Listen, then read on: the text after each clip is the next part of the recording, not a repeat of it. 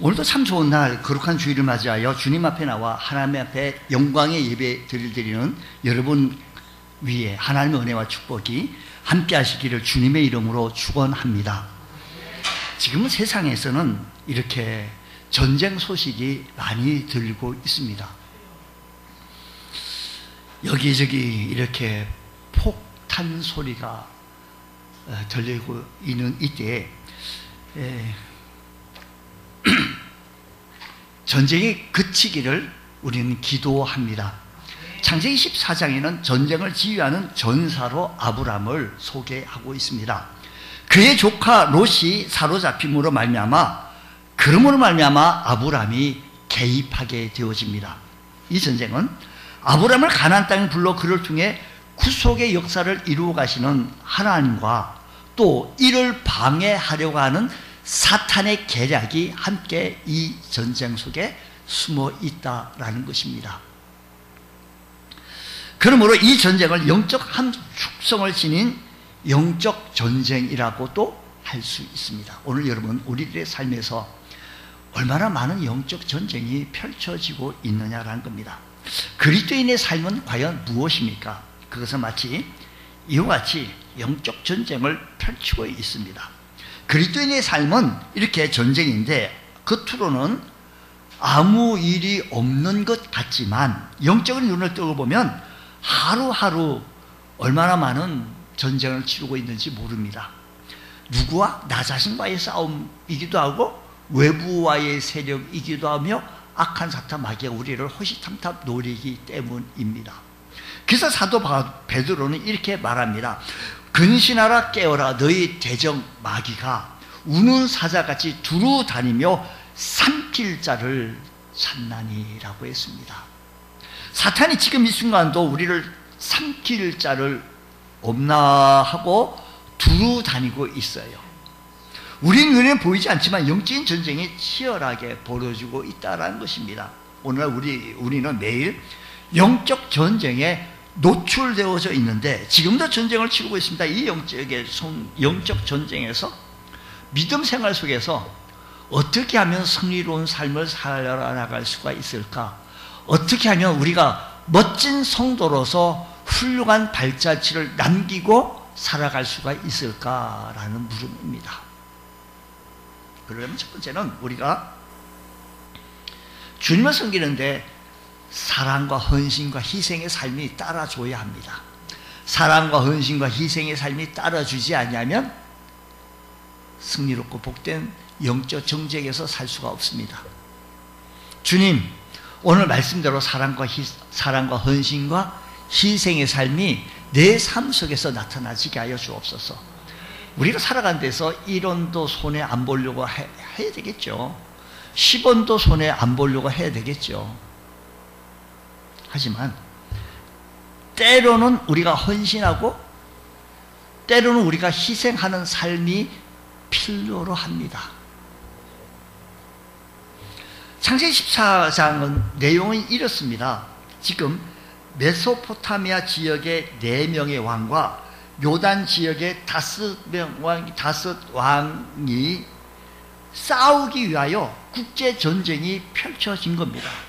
4명의 왕들이 연합해서, 부족 국가들이 연합했고 5명의 왕들이 부족과 연합해서 싸움을 하게 되어졌는데 그들 사이 근처에서 전쟁을 치렀습니다. 왜 전쟁을 치르게 되어졌는가? 왜? 이유가 과연 무엇일까? 성경은 소개하기를 이렇습니다. 이걸 좀 알아야 우리 말씀에 맥을 짚어갈 수가 있기 때문에 4절 말씀입니다. 이들이 12년 동안 그둘라 오멜을 섬기다가 제13년째 되던 때에 배반한지라. 내용이 이렇습니다. 당시 요단 지역의 5 왕들은 12년 동안 메소포타미아 지역에 있는 그둘라 오멜의 왕에게 조공을 바치며 살았습니다. 약소 국가이기 때문에 어쩔 수 없이 조공을 바치고 살았던 거였습니다. 그러다가 너무 힘들어. 우리도 먹고 살기가 우리 백성들이 너무 힘들다고 그러네. 그러니 13년째 되던 해에 나 못하겠다고 배반했다라는 겁니다. 이렇게 조공을 바치지 않기로 결정하고 배반한다 라고 했더니 그돌라오멜이 가만 생각하니까 저들이 5 왕들이 연합해 가지고 나를 오히려 반격하려고 하네. 우리식으로 말하게 되어지면 한번 해보자는 것이지 하고, 이 그돌라오멜이 혼자 가기는 좀 겁이 났든지 긴장이 됐든지 아니면 5 왕들이 너무 세 보여서 그랬든지 이들도 4명의 왕들과 함께 연합합니다. 연합전선을 펼칩니다. 우리가 이길 건데, 분명히 이길 건데, 이기면 거기에 있는 모든 전리품들은 다 우리 함께 나눠 가집시다. 이길 건데 뭐. 그래서 4명의 왕들이 연합해서 전쟁을 치르게 되어졌던 것입니다. 이렇게 해서 4대5를 전쟁이 펼쳤는데 결과는 5 왕들이 지고 4명의 왕들이 이기게 되어진 거죠. 그러니까 그들이 다 뺏긴, 전쟁에서 한번 지면 그 전쟁에 있는 그 나라 가지고 있었던 모든 물건들은 전리품으로 다 빼앗아 가고 사람들은 다 포로로 끌려가고 비참하죠. 비참합니다. 그래서 그 왕들이 시딤 골짜기에서 도망을 가버리고 지니까 그 5 왕들이 괜히 조공을 바치다 안 바치고 그렇게 하다가 졌죠. 그 속에 누가 들어가 있는 거 아니에요? 소돔 왕이 들어가 있어요. 소돔 왕이 들어가 있다 보니까 소돔과 고모라가 철저하게 유린당하게 되어졌는데, 그 당시에 창세기 13장 말씀 보게 되어지면 아브라함의 조카 롯이 거기는 너무 잘 사는 나라예요. 잘 사는 아주 부유한 나라예요. 그래서 뒤도 돌아보지 않냐고 먼저 그 땅을 선택해서 간 거 아니겠습니까? 그러니까 그곳에 지금 패배하게 되어졌고 유린당하게 되어졌는데, 포로로 끌려간 사람이, 그 백성들이 그러다 보니까 다 포로로 끌려가게 되어졌는데 그 속에 누가 들어가 있는 거 아니? 아브라함의 조카 롯이 그 속에 들어가 있는 것을 듣게 되어진 겁니다. 이 사실을 우리가 이 아브라함은 그 당시 저 남방 지역 아모리 족속 마블의 상수의 숲을 근처에 평화롭고 잘 살게 되어졌는데, 어느 날 소식을 들었더니 자기 곁을 떠났던 자기 조카 롯이 소돔 나라가 망해가지고 거기로 끌려갔다라는 겁니다. 그러니 아브라함은 그때 14절 말씀 우리가 읽었는데, 아브라함은 그의 조카 사로잡힘을 듣고 집에서 길리고 훈련된 자 318명을 거느리고 단까지 쫓아갔어 라고 한 겁니다. 아브라함은 그때 가장 어디에 살고 있는, 위치적으로 우리가 나라의 지형, 그 전쟁에 우리가 지금 참여했다라고 한번 생각을 해보십시다. 저 남쪽에 살았어요. 다시 말하면 이런 겁니다. 지역적으로 보면 아브라함은 저 남쪽 우리나라 제일 끝, 뭐 부산 정도 살았다고 쳐요. 근데 지금 소식을 들으니까 저 백두산에서 다 끌려간 거예요. 부산에서 백두산까지 막 올라가 가지고 전쟁을 한바탕 치르고 나서 그 위로 만주, 중국 만주, 예전에 우리 만주라고 했는데 그까지 올라가 가지고 소돔의 자기 조카 롯을 구출해 가지고 끌고 내려왔다는 거예요. 다시 남쪽으로, 소돔 쪽으로. 그러니까 이게 단에서, 우리 성경에 보면 단에서 부엘세바까지라고 하는 얘기인데, 이 말은 뭐냐면 남쪽에서 부엘세바까지 저기 한라에서 백두까지, 저 남쪽에서부터 북쪽까지라는 소리예요. 단에서 부엘세바까지는. 단은 남쪽이고 부엘세바는 저 북쪽이라는 소리입니다. 지형적으로. 이렇게 자기 조카 롯을 구출하기 위해서 먼 거리죠. 그 당시 교통수단이 우리처럼 요즘 뭐 KTX가 있는 것도 아니었고 그런 수단이 없는 시대에 그렇게 했다라는 겁니다. 한번 생각해 보십시오. 길도 험하고 또 거기 가면 환영받는 곳입니까? 거기 가면 뭐 오라고 뭐 합니까? 아이고 우리 졌습니다. 아이고 무섭습니다. 제발 가져가십시오 하고 뭐 빕니까? 아브라함이 왔다고 해가지고. 그렇지 않습니다. 전쟁을 하러 떠나가는 길에는 얼마나 힘들고 어렵겠습니까?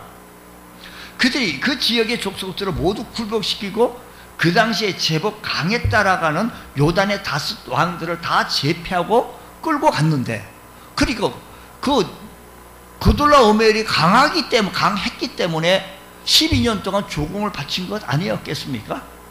그때 그 아브라함이 그것도 많지도 않아요. 3,000명도 아니고 3만 명도 아니고 30만 명도 아니고 죽여 318명 집에서 길리고 훈련된 자. 그 당시에 아브라함 집에 가신들 사병들이 318명 있었다라고 한다면, 개인 집에 보디가드가 318명 있었다라고 한다면 그 집은 참 부자였다라는 것을 반증해 주고 있어요. 어쨌거나 나 부족 국가를 상대로 해서 저 끝에서 올라가 가지고 전쟁을 한바탕 치는데 그 전쟁이 만만한 전쟁이냐고요. 그러니까 전쟁을 치르는데, 지금 아브라함이 그 군대를 상대로 맞서 싸운다는 것은 참 맞지가 않습니다. 어떻게 해서 뭐 가정에 무슨 뭐 외적이 가정에 무슨 뭐 도둑이 들어와가지고 했을 때 318명이 딱 지켜가지고 못 들어오게, 뭐 그거는 이해가 되겠어요. 뭐 동네 불량배들이 쳐들어와가지고 막았다라는 것도 이해되는데, 그렇지 않습니까? 게다가 아브라함이 롯을 굳이 뭐 구출해다가 그리 갔구나. 아이고 안 됐네. 그렇게 나를 그냥 헌신짝처럼 내버리고 도망가듯이 빠져가듯이 갔는데, 그렇게 됐으니 안 된대. 그래서 그냥 포로로 끌려가서 잘 살겠지 뭐 하고 그냥 I don't care, 나하고 상관이 없어 하고 그냥 잊어버릴 수도 있었어요. 그 사실을 동네 사람들도 다 알았어요. 안 간다고 해가지고 누가 뭐라 할 사람 아무도 없었습니다. 근데 전쟁의 소식을 가져온 사람이 아마 롯 집에 살고 있는 하인이었거나 롯의 가축을 기르던 목자 가운데 한 사람이었을 것인데, 이 소식을 듣고 뭐 그렇게 반응을 해 보일 수 있었는데, 아브라함은 다 잊어버리고 오직 나의 조카 롯을 구출해야겠다 라고 하는 것은 아브라함에게서 자기 조카 롯을 사랑하는 마음, 그 조카가 롯이 얼마나 참 마음 아프게 했어요. 근데도 사랑하는 마음, 헌신하는 마음, 희생하는 마음이 변치 않았습니다.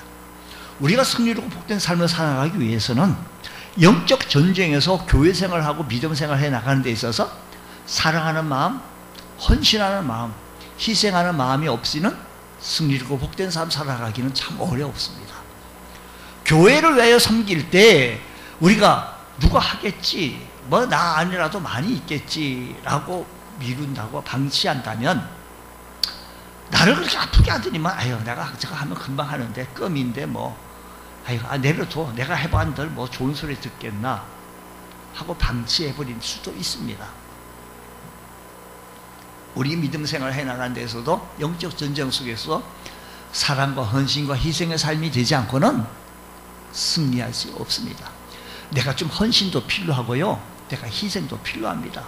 시간도 필요하고요, 다른 데 시간 조금 아끼고. 저는 이렇게 생각해요. 우리가 주님을 섬기는 데 있어서 할 수 있으면 최선을 다해라. 우리가 부족하면 부족한 대로, 연약하면 연약한 대로 내가 최선을 다하라. 우리 하나님께서 최선을 다하는 이 모습을 보는 거지, 너 5달란트 받았는데 그것밖에 못 남겼냐? 뭐라고 하지 않습니다. 2달란트 남긴 사람 보고 그것밖에 안, 그러지 않습니다. 최선을 다하지 않은 사람을 향하여, 땅에 묻은 놓은 사람을 향하여 질타했습니다. 악하고 게으른 종악이라고. 악하다는 겁니다. 여러분, 얼마나 악합니까? 우리가 헌신하지 않고 희생하지 않고 헌신하지 않는다면, 우리 믿음의 생활을 위해서 승리로 복된 삶 살아가기 위해서 우리 믿음의 한 생활 속에서 한 아름다운 획을 그을 수 있는 아름다운 발자취를 남길 수 있다라고 한다면, 우리 인생 사례에서 믿음 생활의 믿음의 아름다운 그래프에서 생애 주기에서 이런 모습을 보일 수 있는, 그래서 오고 오는 세대에 나를 덜 먹이면서 그 사람이 참 훌륭한 업적을 남겼다고. 우리 선조가 우리 이조 판사, 이조 뭘 했다라고 해요. 이거 자리 자랑하는 것보다 우리 선조가 그분이 있었을 때 무엇을 했노라고, 무엇을 이 나라를 위해서 이루었노라고 하는 것이 더 귀한 것처럼, 우리가 몸된 교회를 통하여 하나님 나라를 확장시켜 나가는 일에 사랑하고 헌신하고 희생을 따르게 지을 때 여러분의 업적이 아름다운 모습으로 나타내 보여질 수 있을 것입니다. 집사님, 형제요, 자매님, 한번 해보십시다. 이 말에 많은 사람들은 고개를 도리도리 하기를 좋아합니다. 사랑하고 헌신하고 희생하지는 않습니다. 봉사 한번 해봅시다. 사랑하고 헌신하고 희생하기 따르지 않습니다. 우리가 부족하면 부족한 대로, 연약하면 연약한 대로, 우리가 소 한 마리가, 자주 제가 말씀하는데 쌀 한 토를 짊어지고 가면서 내가 힘을 다한다고 하면 엉터리입니다. 가짜입니다. 개미 한 마리가 쌀 한 가마를 가지고 가겠다라고 한다면 그것도 가짜입니다. 소 한 마리에게는 쌀 한 가마니 두 가마니도 느슨히 이동할 수 있습니다. 개미 한 마리에게는 쌀 한 톨이면 족합니다. 할 수 있는 최선을 다하는 겁니다. 우리 생애에서, 삶에서 모든 것을 조절이 필요합니다. 저는 가끔가다 이렇게 얘기합니다. 스타벅스 커피 마시는 분은 마실 때는 나를 향하여 말하기를 재벌 총수라 먹는 거다. 나 먹자고 길에 지나가서 스타벅스 커피 있다고 해가지고 들어가서 그걸 마시려고 하지 않는다. 왜? 그거를 절제할 수 있어야 내가 하나님 앞에 희생도 하고 헌신도 할 수가 있습니다. 그걸 절제하지 아니하면 내가 하나님 앞에 희생하고 헌신하는 삶을 살 수가 없어요. 우리 믿음의 삶 속에서 승리롭고 복된 삶 살아가기 위해서는 질타받는 삶이 아니라 내 믿음의 인생 속에서 우리를 향하여서 저 재벌 총수처럼 비교하려고 하지 말고 나를 할 수 있는 범위 내에서 최선을 다하여 주를 섬겨 나가 보십시오. 하나님께서 우리의 삶을 통해서 역사해 주실 것이라는 겁니다. 주께서 이렇게 약속하신 이 말씀을 통하여서 우리 믿음으로 전진해 나가고 영적인 삶으로 전진해 나갈 때 아름다운 역사가 일어나게 되실 것입니다. 두 번째는 우리가 승리로운 삶을 살기 위해서는 하나님의 능력을 신뢰하는 삶이 필요합니다. 하나님의 능력을 신뢰하자라는 겁니다. 아브라함은 롯이 잡혀갔다는 소식을 듣고 자기 집에서 길리고 연습했던 318명을 거느리고 롯을 구하기 위하여 났습니다. 여기 14절 말씀 보면, 15절 말씀 보면 아브라함이 그의 조카가 사로잡힘을 듣고 집에서 길리고 훈련된 자 318명을 거느리고 단까지 쫓아가서 그와 그의 가신들이 나누어 밤에 그들을 쳐부수고 다메섹 왼편 호박까지 쫓아가서라고 하였습니다. 여기서 가신이라는 것은 집에서 길리고 훈련된 자 사병을 얘기합니다. 이것을 보면 아브라함의 부가 어느 정도는 알 수 있습니다만 어쨌든 간에 이렇게 해서 그 당시에 부족 국가를 향하여 상대한다는 것은 쉽지 않습니다만 이때 아브라함의 병법은 기습과 야습입니다. 이 병법을 잘 배운 사람들이 다윗과 골리앗, 그리고 특히 기드온 300용사, 수많은 미디안 군사를 물리친 그들은 이 아브라함의 병법을 배웠습니다. 야습한 것을 배웠던 겁니다. 무엇보다 가장 중요한 것은 아브라함은 하나님을 신뢰했다는 것은 이 전쟁은 하나님께 속한 것인 줄 알았다는 겁니다. 하나님께서 자신에게 승리를 주실 것이라는 사실을 확신했다는 겁니다. 이 영적 전쟁에서 하나님께서 나에게 승리를 주실 하나님을 신뢰했다, 이 말씀입니다. 다윗이 골리앗 앞에 섰을 때 너는 칼과 창으로 내게 오지만 나는 만군의 여호와 이름으로 나아간다라고 하는 이 확신을 가졌을 때, 전능하신 하나님을 신뢰했었을 때 그 전쟁에서 승리한 것처럼 말입니다. 어느 우리들의 삶의 현장 속에서 전능하신 하나님을 신뢰하며 나아간다고 한다면, 전능하신 하나님 나의 편이 되어주시고 전능하신 하나님 나를 지지해 주시고 밀어주신다고 한다면, 보호자가 되어주신다고 한다면 어떤 전쟁에서든지 승리하여 낼 줄 믿습니다. 주님, 우리의 삶의 선서 나 자신을 앞세우지 않게 하여 주옵시고 하나님보다 먼저 앞서지 않게 하여 주옵시고 하나님을 붙들고 나갈 수 있는 저희들 되어지게 하여 주옵시며 하나님을 의지하며 나갈 수 있는 성도 되어주시도록 주여 역사하여 주시옵소서. 우리들의 삶에서 하나님을 신뢰한다는 것 가장 귀중한 겁니다. 아브라함은요, 일반적으로 보면, 군사학으로 보면 게임이 안 돼요. 져요. 그러나 하나님을 신뢰했더니 보십시오. 다윗이 어린 소년 갑옷을 입었는데 갑옷도 옷에 맞지 않아서 입을 수가 없습니다. 어색해요. 활동을 못합니다. 그럴 수가 없었습니다. 자기 방식대로 하나님을 의지하며 전능하신 그를 신뢰하며 주님 앞에 나갔더니 그 골리앗, 아무도 상대할 수 없었던 그 골리앗 앞에 섰던 다윗을 보십시오. 골리앗은 무너졌습니다. 여러분, 이 땅에서 살아가는데 영적으로는, 육신적으로는 어떤 고난 앞에서 패배하지 않고 살기를 원하십니까? 언제나 우리 곁에 계셔서 우리보다 하나님을 신뢰하십시오. 나를 도와주실 것이라고, 나를 믿어주실 것이라고 하시는 그 하나님의 힘을 덧입어 전진해 나갈 수 있는 주의 성도 되어주시기를 주의 이름으로 축복합니다. 첫째는 우리가 승리롭고 복된 삶을 살기 위해서는 세상과 타협하지 아니하고 끝까지 믿음을 지킬 수 있는 성도 되어지시기를 축복합니다. 아브라함이 전쟁에서 이겨 개선하는데, 그래서 아브라함이 하나님을 신뢰하여서 그 전쟁에서 이겼습니다.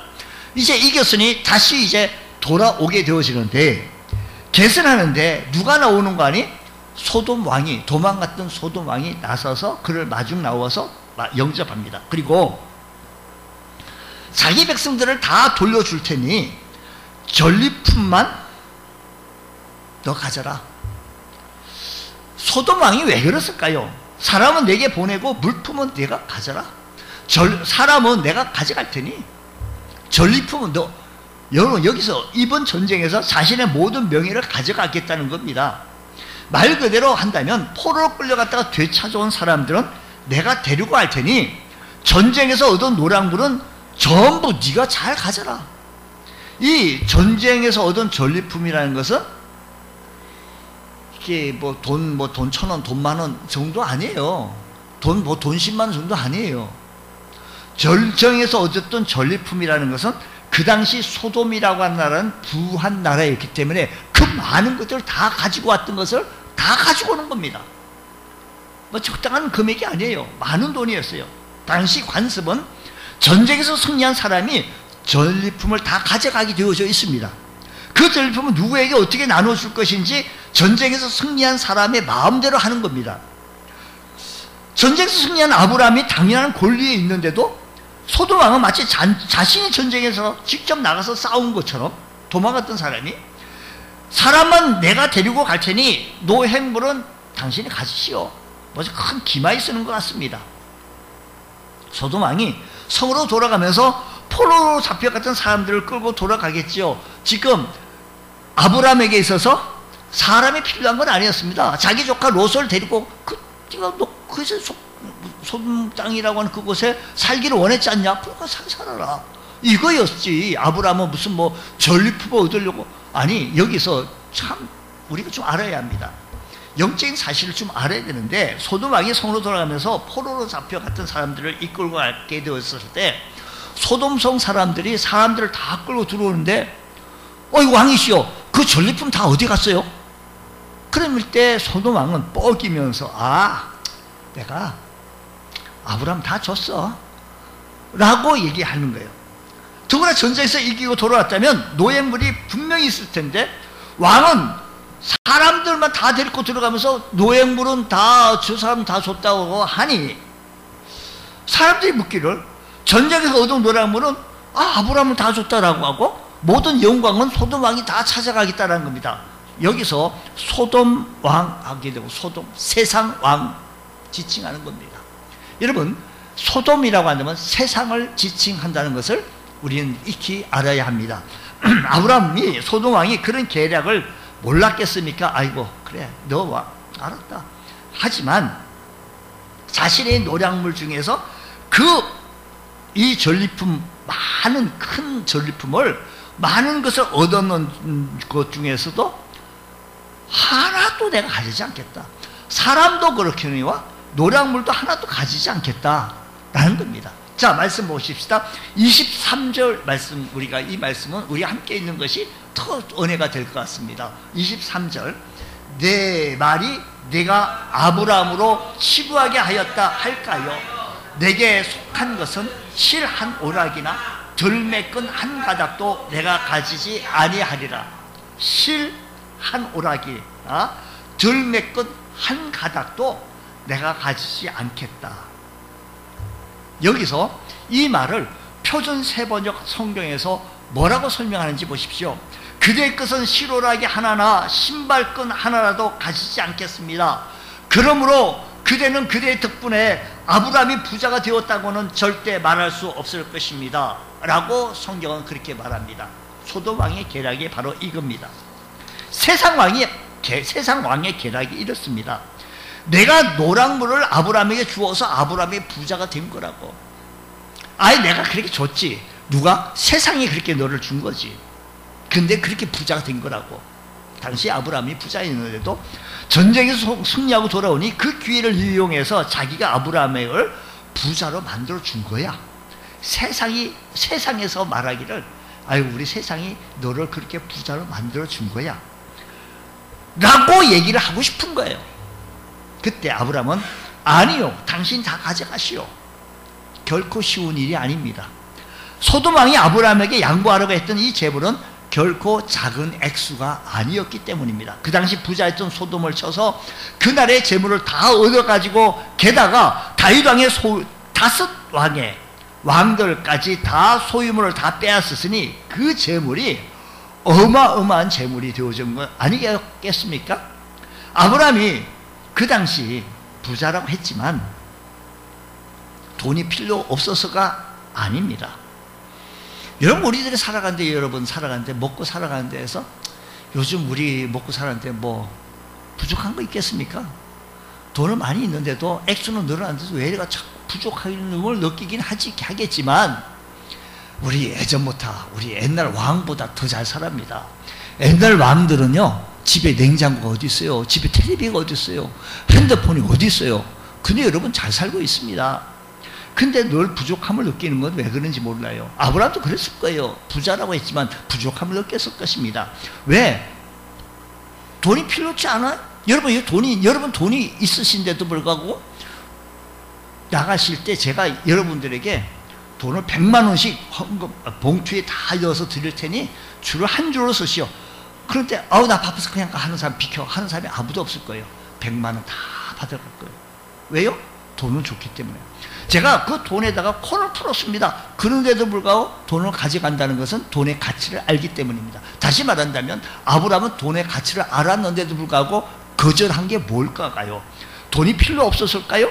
세상 왕이 하사하는 것으로 나는 부자 되고 싶지 않다라고 하는 믿음의 관이 세상과 타협하는 것이 아니하는 것이 분명한 선이 있었다 이야기입니다. 아브라함은 이 말로 인하여서 세상이 너를 부자로 만들어 준 거 아니냐고 할 때, 아니야, 나는 하나님이 나를 부자로 만들어 준 거야. 이 말하고 싶은 거예요. 세상 왕이 너를 만들어 준 거라니까. 아니야, 나의 왕은 하나님이요. 그 하나님 나를 이렇게 축복해 주셔서 내가 잘 먹고 잘 살아갈 수 있게 되어진 거요 라고 외치고 싶은 거였다라는 겁니다.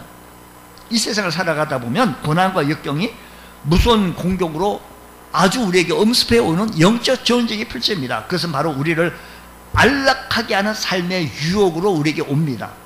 겉으로 보면 전혀 죄 같지 않습니다. 한 번만 눈 감으면 당신은 이렇게 풍요롭고 부유한 삶을 살 수 있다라고 우리에게 속삭입니다. 우리에게 세상과 타협하라고 우리에게 얼마든지 우리에게 엄습해 옵니다. 그럴 때 아니요, 나는 하나님의 은혜를 붙들겠소, 나는 하나님의 축복을 붙들겠소, 나는 하나님의 은혜 가운데 살겠소, 하나님 말씀 가운데 행하겠소 라고 하는 이 결단이 우리 믿음의 사람들에게 선행되어지기를 축복합니다. 하나님이 아브라함의 인생 가운데 특히 이 부분을 꼬집어서 이렇게 성경 속에 기록하면서 후대 오는 우리들에게 말씀하신 이유가 과연 무엇입니까? 하나님, 우리가 영적으로 승리한 삶을 살아가기 원한다면 하나님 앞에서 끝까지 믿음을 지키고 순수하고 깨끗하게 주님 의지하겠습니다, 전능하신 하나님을 신뢰하겠습니다, 이 세상 왕을 신뢰하는 것이 아니라 하나님의 능력을 신뢰하며 하나님 앞에 나아가겠습니다. 이 결단, 아브라함은 큰 유혹, 소돔 왕의 제안을 단호히 거절하였는데 아브라함은 소돔 왕을 만나기 전에 또 다른 사람을 만나게 됩니다. 그것이 17절, 18절에서 말씀하게 되어지는데 그것이 살렘 왕 멜기세덱이라는 사람을 만나게 되어집니다. 소돔 왕과 함께 누가 아브라함을 영접했는가 하면 살렘 왕, 여기서 살렘은 예루살렘을 가리키는데 멜기세덱이 떡과 포도주를 가지고 나왔다라고 했습니다. 멜기세덱, 그는 제사장이었습니다. 19절로 말씀하게 되어지면 그가 아브라함에게 축복하여 이르되, 누가? 멜기세덱이 그렇게 한 거죠. 19절 말씀은 천지의 주제시요 지극히 높으신 하나님이요 아브라함에게 복을 주옵소서. 우리 한번 19절 한번 읽겠습니다. 이게 참 그냥 제가 오늘 뒤에 주의 만찬식 있고 해가지고 빨리 좀 진행을 하는데 19절, 그럼에도 불구하고 우리 말씀이 좀 우리가 너무 깊이가 있어서 그렇습니다. 시작. 그가 아브라함에게 축복하여 이르되 천지의 주제이시요 지극히 높으신 하나님이요 아브라함에게 복을 주옵소서. 너무 멋져. 멜기세덱이 지금 얘기하는 거예요. 하나님, 아브라함에게 축복하여 천지의 주제이시오 지극히 높으신 하나님이요 아브라함에게 복을 주옵소서. 그리고 20절 말씀, 너희 대적을 내 손에 붙이신 지극히 높으신 하나님을 찬송할지로다 하매 아브라함이 그 얻은 것에서 10분의 1을 멜기세덱에게 주었더라. 이날 아브라함은 물질적으로 손해를 먼저 봤습니다. 먼저 19절 말씀 조금 한 번만 설명 좀 더 할게요. 지극히 높으신 하나님이요 아브라함에게 복을 주옵소서. 지금 멜기세덱이 하나님, 이 아브라함을 향하여서 뭘 주시기를 기도합니까? 복을 주시오. 아브라함에게 복을 주옵소서라고 축복 기도하는 거예요. 축복을 말씀하는 겁니다. 그리고 너희 대적을, 아니 우리가요 318명이 기습과 야습으로 싹 들어가 가지고 이긴 거지. 너희 20절 말씀 보니까요 그 얻은 거, 그 20번만 너희 대적을 내 손에 붙이신 지극, 우리 대적을 하나님께서 붙여주셨대 라고 멜기세덱이 그렇게 얘기하는 거예요. 이날 아브라함은 이 사실을 깨닫게 되어집니다. 멜기세덱은요 히브리서에서 성경에서 말씀하시기를 예수님으로 소개하게 되어집니다. 근데 20절 이 말씀 속에서요 아브라함으로 하여금 전쟁에 이기게 하신 분은 누구라고 하는 거예요? 그 다음에 앞으로 아브라함에게 물질적 복을 주실 분이 누구라고 하는 거예요? 하나님이라는 거. 우리와 자손, 우리 스크린 한번 좀 띄워주세요. 우리와 우리 자손들의 인생을 한 분이 주어 계시고 우리에게 가장 좋은 길을 아시는 분이 누구라는 거예요? 하나님이라는 거예요. 이 말씀이요, 이 말씀이니까 이 전쟁에서 이기게 한 것은 우리가 318명과 같이 가서 이긴 것 같았는데 하나님께서 말씀, 멜기세덱의 얘기를 통해 들으니 너희 대적을 손에 붙이신 것은 하나님이라는 거예요.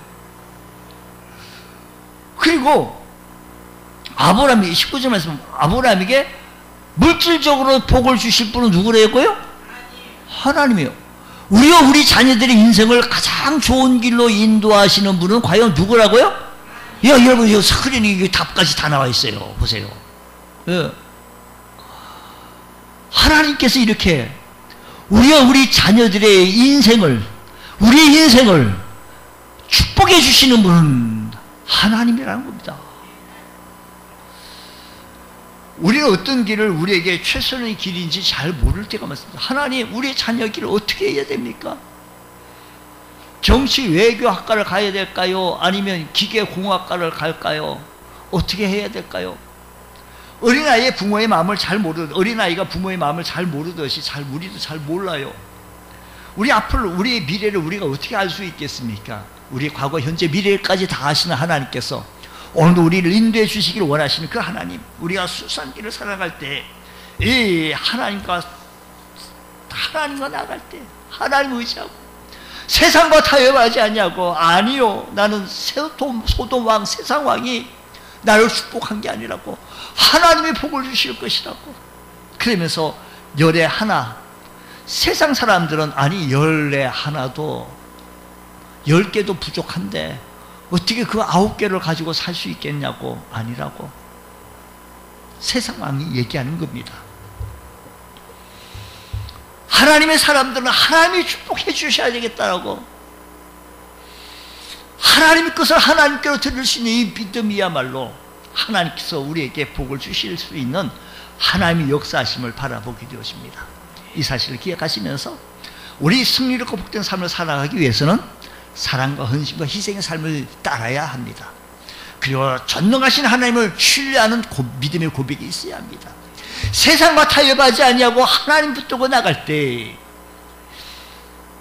하나님께서 우리를 승리롭고 복된 삶 살 수 있도록 거룩한 길로 인도하여 주실 줄로 믿습니다. 이런 은혜가 있기를 주의 이름으로 축복합니다. 기도했습니다. 하나님 아버지 감사합니다. 오늘 이 시간에도 저희들 주님 앞에 섰습니다. 살아갈 때 승리롭고 복된 삶 살게 하여 주옵시고 물질로 또 풍요로운 삶 살아갈 수 있도록 하나님께 복을 구하고 하나님께 은혜를 구하며 살아갈 수 있는 저희들 되어지게 하여 주옵소서. 열의 하나는 하나님의 것이라고 고백하며 하나님의 것을 따로 떼어놓을 수 있는 하나님의 사람 되어지게 하여 주옵소서. 예수님 이름으로 기도드리옵나이다. 아멘.